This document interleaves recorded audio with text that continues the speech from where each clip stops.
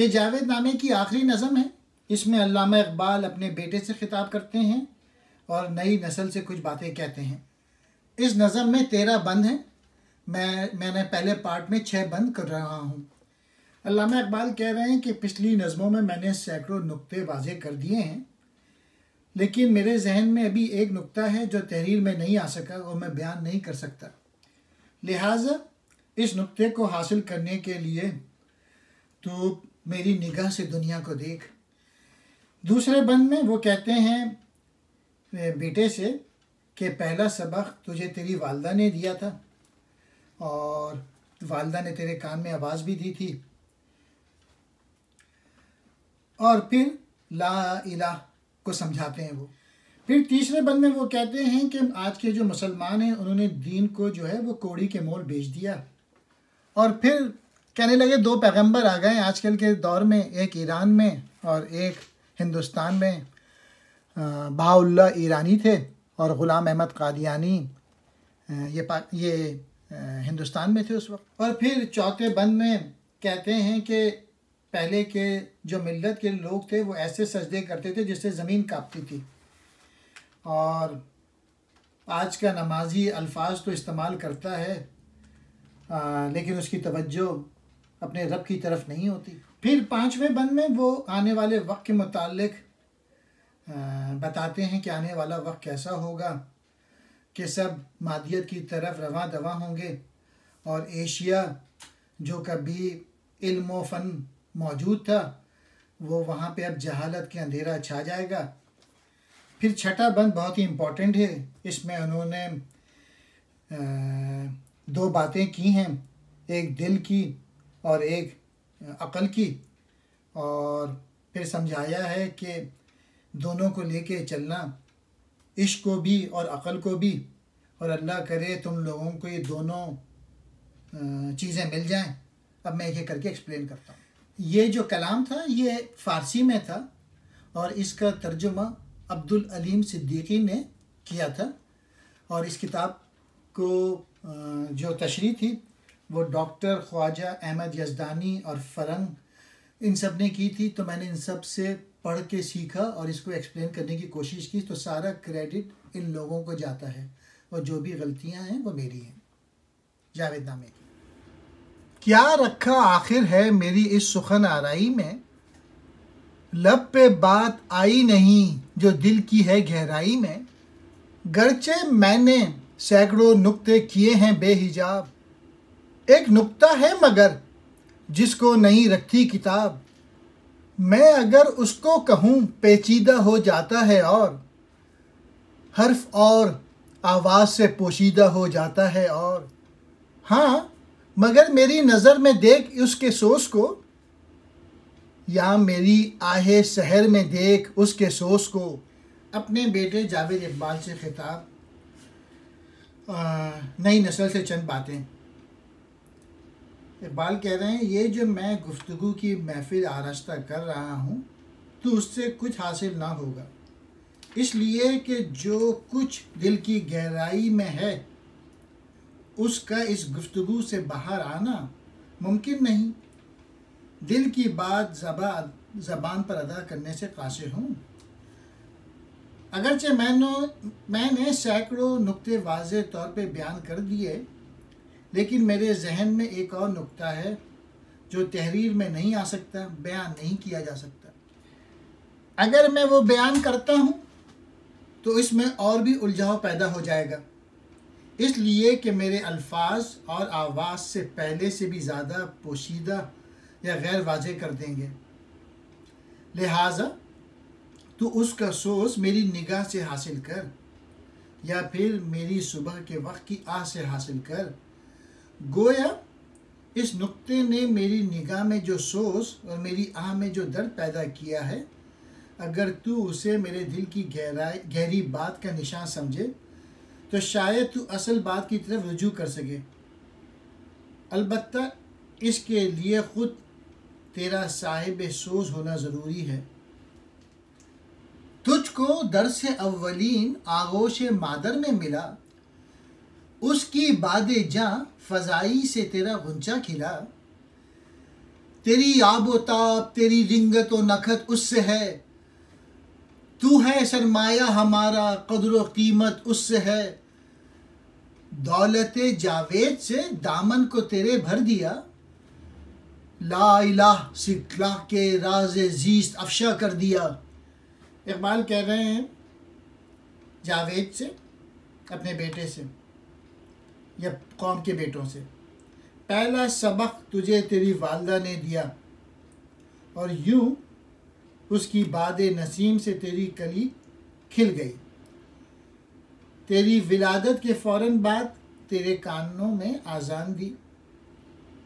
तेरी पहली तरबियतगाह तेरी वालदा की गोद थी, उसने ही तेरे कानों में कलमा तैयबा की मिठास डाली। उसकी नसीम ही से तुझ में ये रंगो बू है, ऐ हमारी मता तेरी कीमत इसी से है। इसकी परवरिश और तरबियत के बाइस तू खूबियों का मालिक बना है। ये उस वक्त की बात है जब जावेद अभी लड़का था। दीन और ईमा की हमेशा रहने वाली दौलत इसी से हासिल की है और इसी के होठों से तूने ला इलाहा सुनकर सीखा है।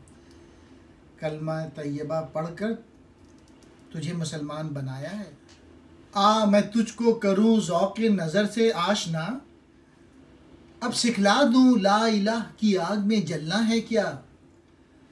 तू अगर कहता है तो कह ला इलाह अज़रुए जान, ताकि महकाए तेरे अंदाम को खुशबुए जान। गर्दिश महरो कमर मरहूने सोज़े ला इलाह, मैंने देखा सोस रखते हैं यही कोसारों का। ला इलाह को मत समझना ये फ़कत गुफ्तार है, ज़िंदगी में ला इलाह एक तेग़े बेज़ुन्नहार है। ए बेटे, तेरी वालदा ने अपना फ़र्ज़ अदा कर दिया, अब तू मुझसे ज़ौक़ निगाह हासिल कर और ला इलाह में जलना, ख़ुद में उसका सोच पैदा करना मुझसे सीख। गोया कौल से किस तरह हाल की तरफ आना है ये तू मुझसे सीख। क्या तू ला इलाहा इल्लल्लाह मुहम्मदुर रसूलुल्लाह कहता है? अगर तू कहता है तो रूह में डूब कर कह, ताकि तेरे जिस्म से जान को खुशबू आए। गोया तू ज़बान से भी कलमा तैयबा पढ़, लेकिन अमली तौर पर अपनी ज़िंदगी इसके मुताबिक बसर कर। ला इलाह के सोच से सूरज और चाँद गर्दिश करते हैं। मैंने ये सोच पहाड़ और तिनके में यानी कायनात की हर छोटी बड़ी शय में देखा है। खुदा ने कायनात तख्लीक करके अपनी वहदत को कसरत की सूरत दे दी, चुनांचे अशियाए कायनात का वजूद उसी वजूद मुतलक के बाइस है और वही इस लिहाज से माबूद मुतलक है। ला इलाह के ये दो अल्फाज महज गुफ्तार कौल नहीं हैं, बल्कि ये ला इलाह एक बेनहार बेजुन्नहार तलवार के सिवा और कुछ नहीं। इस ला इलाह के सोच के साथ या उसके सोच में जीना कहारी है। ला इलाह एक ज़र्ब है और कारी ज़र्ब। ला इलाह सिर्फ ज़बान से कहना मुसलमान की शान नहीं, वो अमलन उस पर अपना ईमान कामिल का मुजाहरा करता है। अल्लाह की तौहीद पहले ख़ुद पर नाफिज करता है, फिर दूसरों में यही जज्बा पैदा करता है। ला इलाह का सोज हो तो जीज़ कहारी भी है। ला इलाह की ज़र्ब ताकतवर भी है, कारी भी है। मोमिन और गैरों के आगे बांध कर आए नत्ताक, मोमिन और गद्दारी ओ फ़क़र व ग़ुलामी ओ नफ़ाक। कोड़ियों के मोल बेचा कौम को ईमा को भी, आग घर को भी लगा दी और सरो सामा को भी। अब है सोज़े ला इलाह से बेनसीब उसकी नमाज, अब है आरी नास के अंदाज से उसका नियाज। इकबाल कह रहे हैं इस ला इलाह के सोच के साथ या इसके सोच में जीना कहारी है। ला इलाह एक ज़र्ब है और इसकी जो ज़र्ब है वो बहुत सख्त है। ला इलाह सिर्फ ज़बान से कहना मुसलमान की शान नहीं है, इस पर अपने ईमान कामिल का मुजाहरा करना भी है। अब अफसोस करते हुए इकबाल कहते हैं, मोमिन होते हुए ग़ुलामी का कपड़ा कमर पे बांधना और मोमिन होते हुए गद्दारी और गरीबी और नफाक की ज़िंदगी बसर करना हकीकी मोमिन की शान नहीं। ये इन मुताज़ाद कैफियत से दूर रहता है। ये शेर आज की मिल्लत के लोगों के तर्ज़ अमल का अक्कास है। आज के जो मिल्लत के लोग हैं उन्होंने दीन और मिल्लत को एक कोड़ी के बदले बेच दिया। उसने घर का सामान, असासा और घर भी जला दिया। कभी वो वक्त था कि जब उसकी नमाज में तौहीद का रंग था जो अब नहीं रहा। उसके न्याज में कभी नाज था जो अब नहीं रहा। यानी पहले मिल्लत के लोग अल्लाह के हुजूर जिस अज़्ज़ो इनकिसार होते थे वो मोमिनाना शान का हामिल था। आज उससे आज के मुसलमान मुकम्मल आरी हैं। सौम है बेनूर उसका, बेहुजूर उसकी सलावात, है तजल्लियात से महरूम उसकी कायनात। वो के जुज़ अल्लाह उसका कुछ नहीं था साज़ो बर्ग, फितना है उसके लिए अब हुब्बे मालो खौफो मर्ग।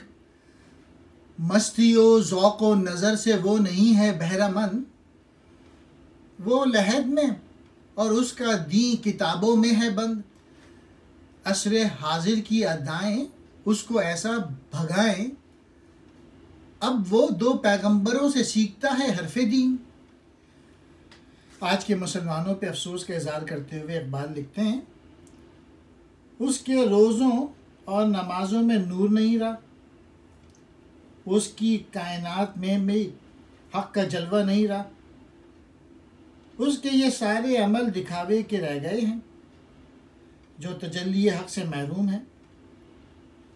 वो मिल्लत के लोग जिसकी ज़िंदगी का साजो सामा खुदा था, उसका फितना माल की मोहब्बत और मौत का खौफ है।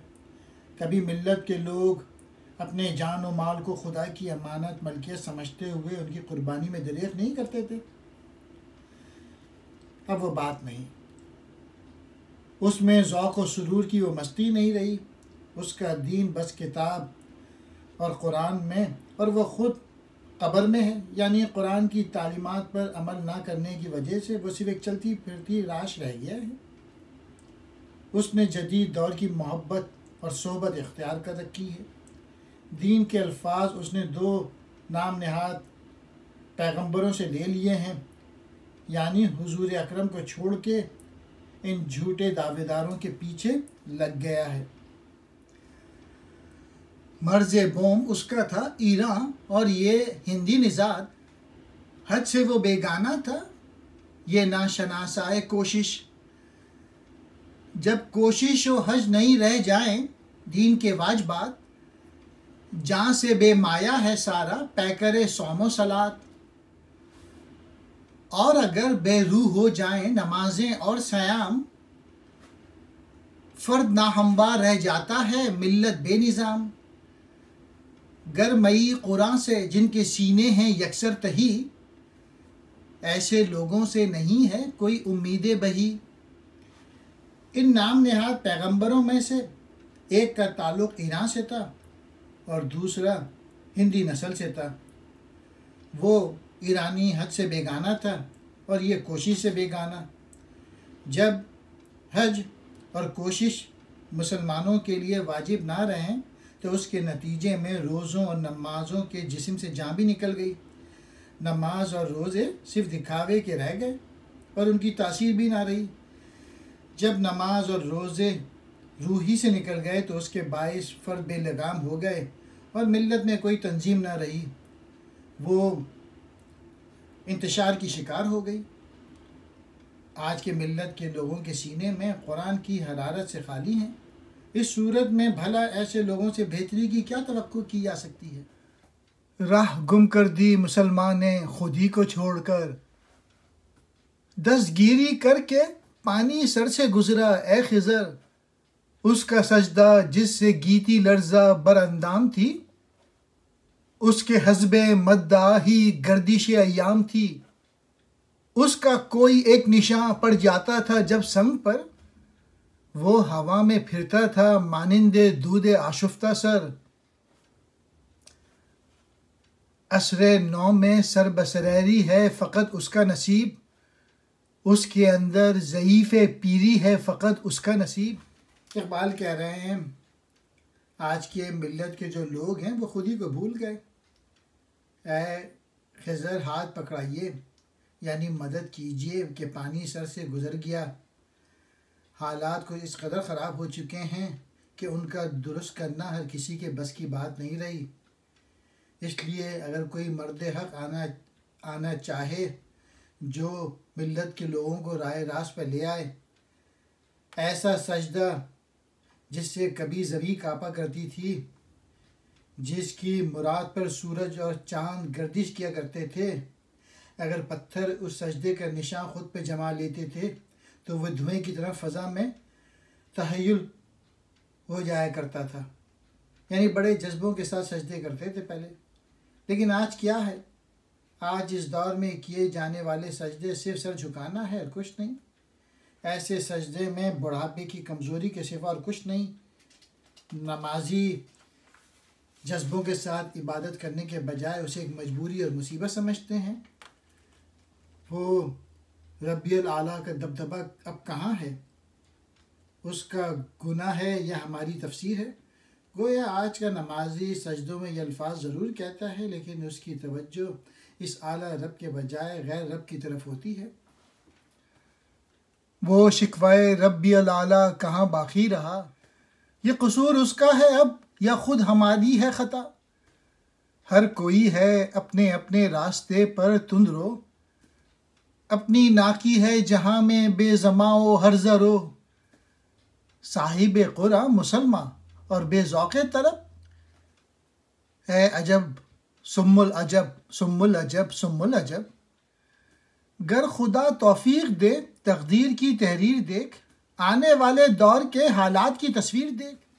वो रब्बियल आला का दबदबा कहाँ है? ये उसका गुनाह है या हमारी तफसीर है? गोया आज का नमाजी सजदों में ये अल्फाज ज़रूर कहता है, लेकिन उसकी तवज्जो इस आला रब के बजाय गैर रब की तरफ होती है। हर कोई अपने रास्ते पर तेज़ी से दौड़ा जा रहा है, चनांचे हमारी ऊँटनी बेलगाम होकर बना मकसद दौड़ी जा रही है।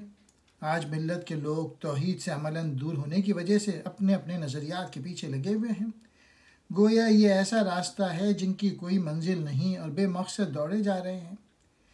ये अजब बात है कि मुसलमान साहिब कुरान होते हुए भी तलब के ज़ौक़ से खाली है। ये तो बड़ी अजीब बात है। ये बड़ी अजीब बात है। अगर खुदा तुझे साहिब नज़र बना दे तो आने वाले ज़माने को देखना, यानी तुझे बसीरत हाल हो तो तुझे पता चल जाएगा कि आने वाला दौर किस किस्म का या बहुत घटिया होगा। इसकी तफसीर अगले शेरों में। अक़ल बेखौफ खुदा है और दिल है बेगुदास, आँखें बेशर्म व हया हैं गर्क़ दरियाए मजाज। ज़ेर गुर्दू इल्म फ़न दीनो सियासत अक़लो दिल, कर रहे हैं सारे के सारे तवाफ़ आबो गिल। एशिया जो कल तलक था मर्ज़ो बोमे आफ्ताब, गैर बीन है आज खुद पर डाल रखा है हिजाब। इसके सीने में है दिल बेवारदात नो बनो, इसके हासिल से बहा में है गरा दूदाना जो। इकबाल के ये सख्त शेर हैं। इकबाल कह रहे हैं कि इस दौर में लोगों की अक्लें बेखौफ हो गईं, जबकि इनका दिल गुदास से खाली हो गया। गोया इनकी आंखों में ना शर्म है और सिर्फ हर्ष व हविस में डूबे हुए लोग हैं। क्या इल्मो फ़न, क्या दीनो सियासत और क्या अक्लो दिल, सभी मादियत के तवाफ़ में रवां दवां हैं। रूहानी जज्बों से दूर और सिर्फ तन परवर हो गए। एशिया जो सूरज की मर्ज़ बूम है वह सरासर गैर की तरफ मतवज्जो है और ख़ुद से पर्दे में है, यानी यहाँ के लोग अपने बजाय गैरों की तरफ मतवज्जे हैं। मशरिक़ कभी उलूम व फ़नून का सरचश्मा था, लेकिन आज वह अपने उलूम व फ़नून से नावाकिफ़ हैं और जहालत के अंधेरे में गर्क हैं। वो सिर्फ यूरोपीय उलूम के शैदाई बने हुए। इस मशरिक़ का दिल नई नई वारदात से खाली है। इसकी फ़िक्र को कोई दो जो यानी इंतहाई मामूली कीमत की अवज़ भी ख़रीदने के लिए तैयार नहीं।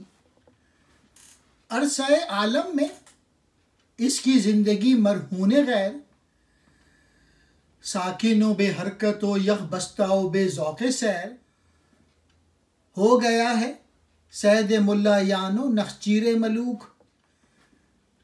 ऐसा आहू हुआ कि अंदेशा है जिसका लंगो लूक, अक्लो दी हो दानिशो नमूस हो या ननंगो नाम, आए हैं लुर्दा अफरंगी के सारे ज़ेरे दाम। मैंने देखा उसके सारे आलम अफकार को, चाक कर डाला है उसके पर्दा असरार को। अपने सीने में दिले बेताब को खूं कर दिया, मैंने आखिर इसकी दुनिया को दिगरगूं कर दिया। इकबाल अपने बेटे से मज़ीद कहते हैं, इस पुरानी दुनिया में उसकी ज़िंदगी साकिन और यकबस्ता है और ज़ौक़ सैर के बग़ैर है। आज के नौजवानों में हरकत व अमल का कोई जज्बा ही नहीं, गोया एक जगह मुंजमद होकर रह गए। वो नाम नहाद मुल्लाओं का और बादशाहों यानी जागीरदारों, नवाबों और वडेरों का शिकार हो चुके हैं। वो गोया एक हिरन है जिसकी फ़िक्र लंगड़ी लूली होके रह गई और वही कुछ करता है जो कुछ मस्कूरा लोग उसे कहते हैं। उसकी अपनी सोच और फ़िक्र नहीं रही। आप इंटीरियर सिंध वगैरह जाएं, बिल्कुल ही बुरा हाल है। जो वडेरे कहते हैं वहीं पे वोट डालते हैं। आज भी वही सूरत हाल है 100 साल के बाद। उसकी अक़ल और उसका दीन, उसकी दानिश और उसका नामूस और नंग सब गैरों के हाथ में है। गोया हर मामले में वो गैरों की तकलीद में लगे हुए हैं। मैंने इस मशरिक़ के अफ़कार पर चढ़ाई की और इसके राज़ों का पर्दा फाड़ के रख दिया। गोया मैंने अपनी शायरी में अहले मशरिक़ की फ़िक्र और इसकी जो सियासी फ़िक्र है, हर तरह की कमज़ोरी का राज वाज़ेह तौर पे बयान कर दिया। अहले मशरिक़ के इस किस्म के जायज़े से मैंने अपने सीने में दिल को खूं कर लिया। तब जाके मैंने उसकी दुनिया बदल डाली। मैंने अपनी शायरी में इससे मुतालिक जो कुछ कहा वो पूरे दर्द दिल के साथ कहा है, जिसके नतीजे में अब यहाँ के हालात बदल रहे हैं। और उसके बाद पाकिस्तान वजूद में आया। छेड़ा है दो हर्फ से असरे रवां के जहन को, बंद मैंने दो पियालों में किया बहरैन को। हर्फ पेचा पेच मेरे, हर्फ मेरे नेशदार, ताकि यूं अक्लो दिले मर्दां को मैं कर लूँ शिकार। हर्फ हैं तहदार कुछ अफरंग के अंदाज में, नालाए मस्ताना भी है जो निहात साज में। असल इसकी जिक्र है लेकिन है उसकी असल फ़िक्र, हक़ अता तुझको करे हर दो जहाने फ़िक्र ज़िक्र। आबजो हूँ दोनों दरियाओं से मेरी असल है, ये जुदाई है मेरी और ये ही मेरी वसल है। इस ज़माने की तबीयत और है रुझान और, इसलिए बर्पा किया है मैंने एक तूफ़ान और। ये छठा बंद है जावेद नामे का। इकबाल अपने बेटे से कहते हैं, मैंने अपने दौर की तबीयत की दो बातें की हैं। यूँ समझ लो कि मैंने दो समंदरों को एक बर्तन में डाल दिया है। ये बातें पेच दर पेच, गुंजरख और नेशदार हैं, ताकि मैं मर्दों की अक़ल और उनके दिलों को शिकार करूं। यानी मेरे कलाम में दो तरह की बातें हैं, एक अक़्ल दिमाग के हवाले से हैं और दूसरी बातें दिल यानी जज्बा इश्क के बारे में है। मैंने गैरों की मानिंद तहदार बातें की हैं, फ़लसफ़े और हिकमत की बातें की हैं और अपने रुबाब के तारों से मस्ताना नाले भी पैदा किए। फ़लसफ़ा और हिकमत की बातें तो दिमाग से समझी जाएंगी, जबकि मैंने आशिकाना और मोमिनाना अंदाज भी अख्तियार किया है। इस तरह मेरी शायरी में अक़ल और इश्क के दोनों अंदाज आ गए हैं। इस इश्क की असल ज़िक्र है और उस अक़ल की असल फ़िक्र है। अल्लाह करे कि तू इन दोनों फ़िक्र व ज़िक्र की मेरा वारिस बन जा। तू अक़ल व हिकमत व जज्बे इश्क की दौलत से माला माल हो जा। मैं एक नदी हूँ, मेरी असल इन दो समंदरों अक़ल व इश्क से है। मेरी जुदाई भी है और मेरा वसल भी है। यानी मैंने अक़ल व इश्क को अलग अलग खुसूसियात के साथ भी बयान किया है और उनके बाहमी ताल्लुकात पर भी रोशनी डाली है। चूँकि मेरे दौर का मिजाज कुछ और ढंग का है, इसलिए मेरी तबा ने भी एक और तरह का हंगामा बर्पा किया।